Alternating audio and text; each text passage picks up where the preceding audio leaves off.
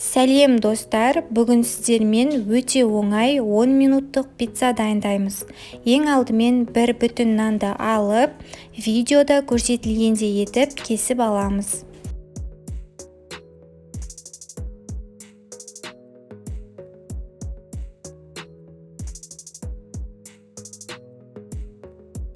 Нанды кесіп алдық, енді оның үстіне дөңгелек пішінді етіп кесілген қызанақтарымызды орналастырамыз.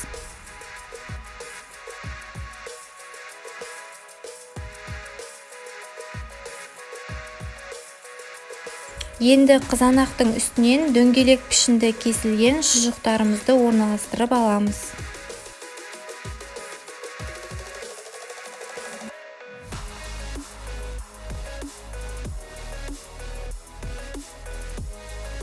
Келесі кезекте үккіштен өткізілген ірімшікті нанның бетіне толық орналастырамыз.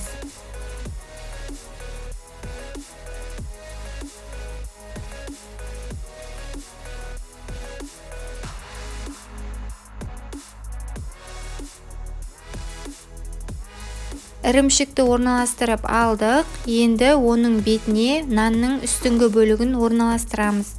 Сосын видеода көрсетілгендей етіп, табаға немесе пешке 10-15 минутта пісіріп аламыз.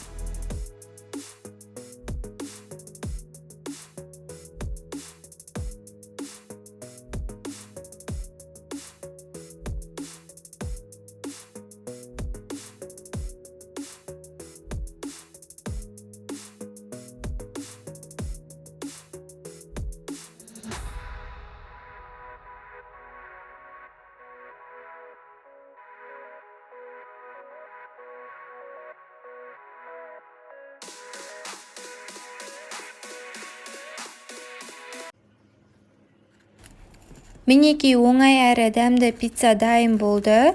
Жасап көресіздер деген сенімдемін. Егер каналға тіркелмеген болсаңыздар, міндетті түрде тіркеліп алыңыздар.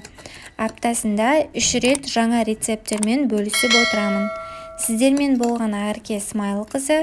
Видеоға лайк, комментарий қалдыруды ұмытпаңыздар.